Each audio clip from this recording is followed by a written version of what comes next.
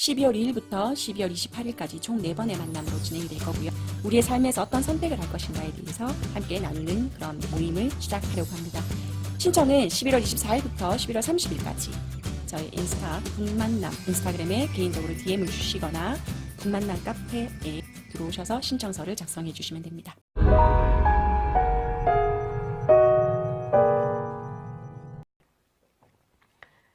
절제의 성공학, 운명을 만드는 절제의 성공학.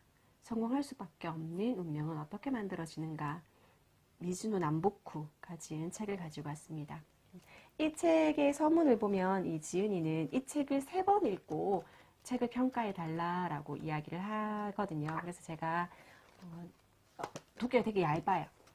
가격도 인터넷 서점을 이용해서 사면 10,000원이 안 되는 돈으로 살 수 있는 책인데 책이 되게 얇거든요. 그래서 3번 정말 한 번은 너무 빠르게 읽었고요. 2번은 정말 꼼꼼히 씹으면서 2번을 더 읽고 여러분하고 지금 이야기를 나누고 있습니다. 여러분들은 운명을 믿으세요? 태어난 날, 태어난 시에 따라서 사람의 운명이 결정된다는 걸 믿으시나요? 저는 사실 그런 운명을 믿지는 않습니다만 운명은 스스로가 만들어가는 것이라고 생각을 하거든요. 운명을 스스로 만들어가기 위해서 가장 필요한 것은 절제인 것 같아요. 절제인 것 같아요. 아무리 좋은 날, 좋은 시, 좋은 운명을 타고났다 하더라도 자신의 삶을 절제하지 못한다면 성공할 수 없는 것 같고요. 만약 운명이 있다면 좋은 운명을 타고나지 못했다 할지라도 절제한다면 성공하는 삶을 살 수 있다고 생각을 하거든요. 미즈노 남보쿠의 생애를 살짝 보면 이 사람은 일본 사람이고요. 일본의 대사상가이자 운명학자인 미즈노 남보쿠는 어려서 부모를 잃고 대장장이를 하던 작은아버지 밑에서 키워졌습니다. 10살 때부터 술, 도박을 일삼았으며 하루가 멀다 하고 싸움을 하다가 결국 18세가 되던 해 유흥비를 위해 도둑질을 해서 감옥에 가게 되었습니다. 반년 동안 감옥에 있으면서 남보쿠는 밖에서 보았던 사람들과 감옥에 들어와서 있는 사람들이 다르다는 사실을 발견했다는 거죠. 그래서 감옥에서 나와서 관상가를 찾아가 봤대요. 자신의 관상은 어떤지. 그랬더니 관상가가 1년 안에 칼에 맞아 죽을 상이다. 이 길로 속히 절에 들어가서 출가를 청해라. 그렇지 않으면 너는 죽는다라고 얘기한 거죠. 그래서 남보쿠는 절에 갔어요. 절에 갔더니 주지 스님이 남보쿠를 안 받아주는 거예요. 스님이 되는 건 아주 힘든 일입니다. 앞으로 1년 동안 보리와 흰 콩만 가지고 식사를 하고 돌아오면 1년 뒤에 받아줄게요 라고 이렇게 거절을 했거든요. 그래서 남보쿠는 바닷가에서 짐꾼으로 일하면서 보리와 흰 콩을 먹고 술을 끊고 1년을 살았답니다. 1년을 무사히 넘기고 출가를 위해서 절을 향하던 남보쿠는 죽음을 예언했던 관상가를 찾아갔대요. 근데 그 관상가가 깜짝 놀랐던 거죠. 완전히 상이 바뀌었군요. 어디서 큰 덕을 쌓았습니까? 아니면 사람의 목숨을 구했습니까? 이렇게 물으니까 생명을 구한 일은 없고 스님의 말씀에 따라 보리와 흰콩을 먹고 1년을 살았다라고 이야기를 했더니 식사를 절제해서 큰 음덕을 쌓았다. 그것이 당신을 구했다라고 이야기를 했대요. 그래서 남보쿠는 출가가 아니라 이제 관상가가 되어야 되겠다고 생각을 하고 전국을 돌아다니고 머리를 만지는 사람의 제자가 되어서 3년 동안 사람의 얼굴 모양을, 그 다음에 목욕탕에 들어가서 일을 해서 사람의 벗은 모습을, 그리고 3년은 화장터의 인부로 나가서 죽은 사람의 골격과 상을 연구했대요. 그렇게 3년 총 9년을 공부한 거죠. 이렇게 9년간의 수업을 마친 후에 관상가로 세상에 알려졌다고 합니다. 그래서 나중에는 큰 부도 쌓게 되었다라고 이야기합니다. 시작하는 글에 보면 이 책을 3번 읽고 평가해달라고 이야기를 하시더라고요. 그래서 정말 저는 3번을 읽고 여러분에게 이야기를 나눕니다. 여기의 내용들을 보면 아주 짧게 아주 짧은 글들이 모여서 있는 책이거든요. 이렇게 질문을 하면 그 질문에 대한 답변으로 이루어져 있는 그렇게 글들이 모여 있는데 여기서는 혼신을 다해 한 길을 가라. 혼신을 다해 한 길을 가라. 왜 진정으로 성공하지 못하는 줄 아시오? 항상 시작은 좋은 것 같아도 모든 일이 지지부진하여 끝내 성공을 보지 못하는 것입니다. 참을성이 없으니 성공을 못 이룬다는 거죠. 결국엔 아무것도 이룬 것 없이 세상을 마칩니다. 혼신을 다해서 한 길을 가면 성공할 수밖에 없다라는 거거든요. 한 길을 가라. 큰 뜻을 이루기 전엔 시련이 온다. 당신은 절제함으로써 더욱 큰 꿈을 이룰 것이요. 큰 뜻을 이루기 전에 하늘로부터 시련이 내려질 수 있소. 하늘이 시련을 내리는 이유는 당신이 이루고자 하는 큰 뜻을 더욱 단단하게 하려 함이다. 대인은 어떤 시련에도 아랑곳하지 않고 한 길로 정진하고 정진해서 결국에는 천하의 이름을 떨치는 사람이라면 소인은 아주 작은 시련에도 운명을 탓하고 하늘을 원망하고 더욱더 공공함에 빠지게 된다라고 이야기하거든요. 진정을 다해서 노력하면 그런 노력이 하늘에 닿으면 다시 자신에게 돌아온다라는 이야기를 합니다. 저도 이 말은 맞는 것 같아요. 여러분들도 그렇게 생각하시나요? 하늘에 닿을 만큼의 노력을 한다면 성공은 올 수밖에 없습니다. 노력이 성공이다. 돈은 소중히 여기는 사람에게로 간다. 재물이 오래가는 사람은 다 재물을 아끼고 소중하게 생각하기 때문이다. 세상 만물이 소중히 아끼는 사람에게 흘러가듯이 돈도 마찬가지다. 그리고 줄어야 다시 찬다. 달이 가득 차가 보름달이 되면 다시 달이 기울듯이 세상의 이치가 줄어야 다시 차고 가득 차면 다시 줄고. 그러면 어떻게 하면 줄지 않을 수 있을까요? 제가 생각하기에는 나눔인 것 같아요. 가득 차기 전에 다른 사람에게 베풀 수 있다면 그 분은 계속 유지될 수 있는 것 같아요. 나누어 본 사람만이 그 나누는 기쁨을 알 수 있거든요. 근데 여기서 똑같이 또 이야기를 해요. 나누면 돌아온다. 나누면 돌아온다. 부는 가난이 모여서 된다. 부자가 가난함을 알면 재물의 시작과 끝을 다 아는 사람이므로 망하는 일이 없다. 검소와 인색은 다르다. 그렇다고 인색한 것이 검소한 것은 아닌 거거든요. 자신이 검소하고 절약한다고 해서 다른 사람에게까지 힘들게 하는 것은 인색이라고 남복훈은 이야기하고 있습니다. 그 다음에 부하를 그림자처럼 아껴라.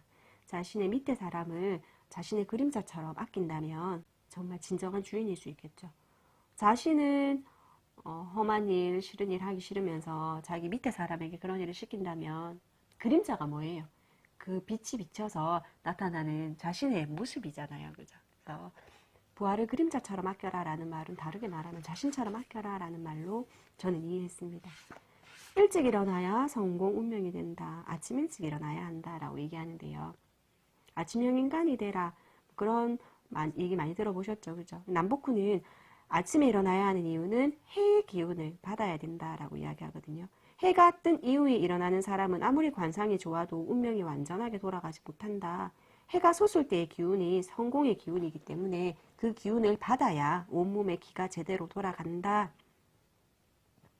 아침에 늦게 일어나는 사람은 건강이 좋지 못한 것이기 때문이다 라고 얘기합니다. 삼가고 삼가는 것이 성공이다. 항상 가난한 이유, 왜 그 사람이 항상 가난할까라고 하면 남복훈은 이렇게 얘기하더라고요. 다른 만물들을 소중하게 여기지 않았기 때문에.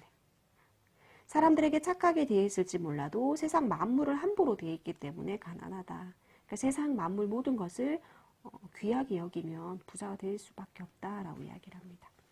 운명은 정성에 따른다. 운은 누구에게나 있다.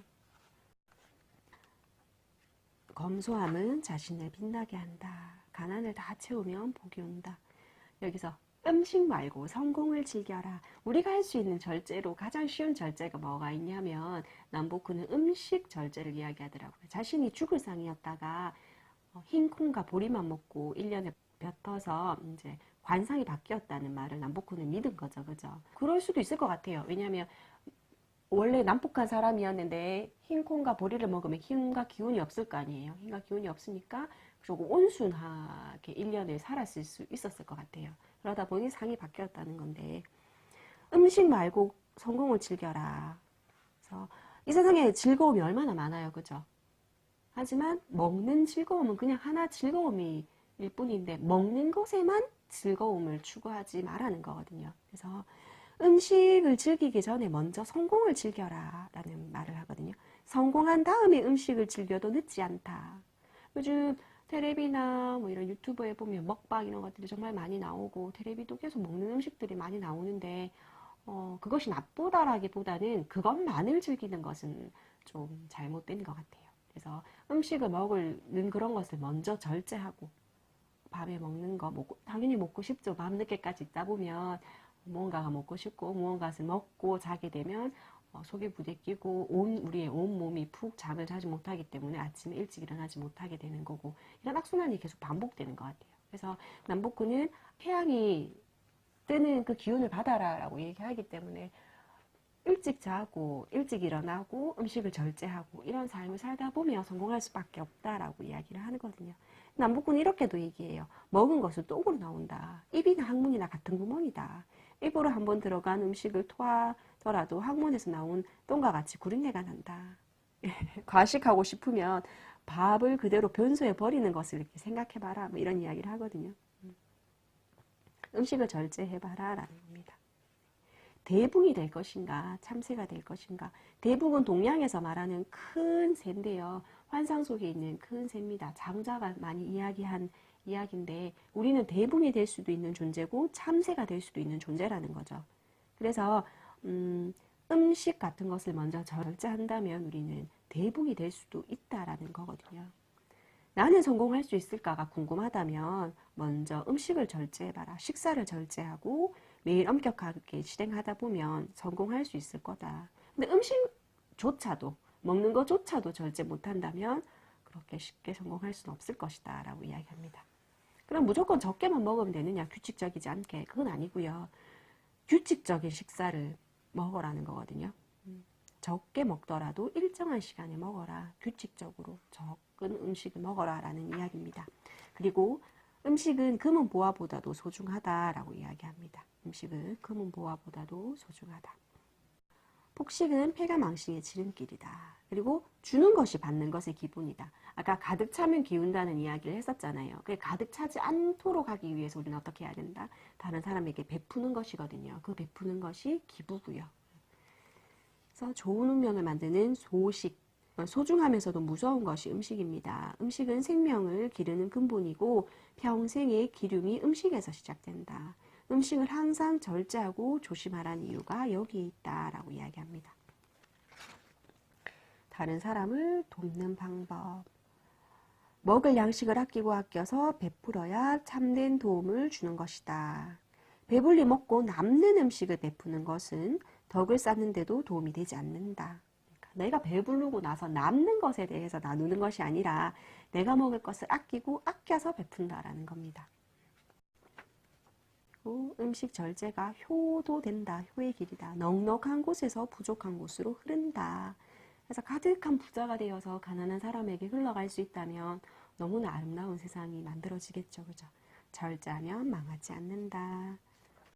마음이 가난해서 항상 배가 고프다라고 남포쿠는 이야기하고 있어요. 그래서 외로운 사람들이 보면 음식을 많이 찾거든요. 뭔가 마음이 허하기 때문에 그것을 채울 수 있는 가장 쉬운 방법은 입에 무언가를 가져다 넣는 거겠죠. 그죠? 그래서 마음이 가난해서 항상 배고프다라고 남포쿠는 이야기하고 있어요. 그래서 혹시 과식을 하시거나 이제 폭식을 하시는 분들은 내가 외로운 건 아닌가? 나의 마음이 허한 건 아닌가? 라고 한번 생각해 보셨으면 좋겠어요. 그래서 스스로 절제하는 것이 천국의 길임을 아는 사람들은 오직 검소한 생활을 하고 그것을 감사하고 행복하게 생각한다라는 거죠. 그리고 간절한 소망은 이루어진다. 간절한 소망을 담아 기도하여 그것이 천지에 차면 자연스럽게 이루어집니다. 간절히 소망하면 이루어집니다. 절제를 물려주어라. 교육에 있어서 가장 중요한 교육은 절제를 물려줄 수 있는 교육이라고 이야기를 하고 만물을 소중하게 절제해라. 자녀의 운명도 부모가 하기 나름이다. 역시 절제를 가르친다면 아이의 운명도 바뀔 수 있다라고 이야기하고요. 세상은 날마다 새롭게 변한다. 날마다 새롭게 변한다. 하루하루가 새롭게 시작되는 하루하루 우리에게 주어지는 그런 하루하루를 새롭게 시작하자는 얘기고 수신에 대한 이야기. 수신 제가 치국평천하라는 말이 있잖아요. 수신, 나의 몸을 바르게 닦는 것이 가장 먼저 일이겠죠. 그죠? 마음은 없어지지 않는다. 사람을 포함해서 모든 만물에는 스스로의 모습이 있다. 겉으로 드러나는 모습뿐만 아니라 자신이 의식하는 모든 속모양까지도 다른 삶을 가지고 있다. 이런 이야. 이렇게 살아간다면 정말 성공할 수밖에 없겠죠. 그죠? 음식을 절제하고 아침에 일어나는 시간을 일찍 일어나게 하고 남는 것을 나누는 것이 아니라 가진 것을 자신이 먹을 것을 아끼고 아껴서 다른 사람에게 나누어 주는 이런 베품 내가 가진 것을 아끼고 아껴서 다른 사람에게 베풀 수 있다면 거룩한 부자가 될 수밖에 없겠죠. 그죠? 가득 차기 전에 가득 차서 남아서 남을 주는 게 아니라 가득 차기 전에 나에게 소중한 돈을 적게 가진 사람에게 나누어 줄 수 있다면 그것은 정말 성공한 삶을 살아갈 수 있을 겁니다. 운명을 만드는 절제의 성공학. 운명을 믿으시든 운명을 믿지 않으시든 우리 삶에 있어서 절제라는 것은 정말 중요한 것이고 음식을 먹는 것, 술을 마시는 것, 커피를 마시는 것 자신의 삶에서 절제를 할 수 있는 그런 우리들이 되었으면 좋겠어요. 북만남 채널을 구독해 주시는 여러분들은 이미 충분하신 거 알고 계시죠? 이 내용이 좋으셨다면 좋아요와 구독하기를 눌러주시는 건 제가 이 방송을 하는 큰 힘이 됩니다. 지금까지 들어주셔서 감사합니다. 북만남 태림이었습니다. 행복하세요.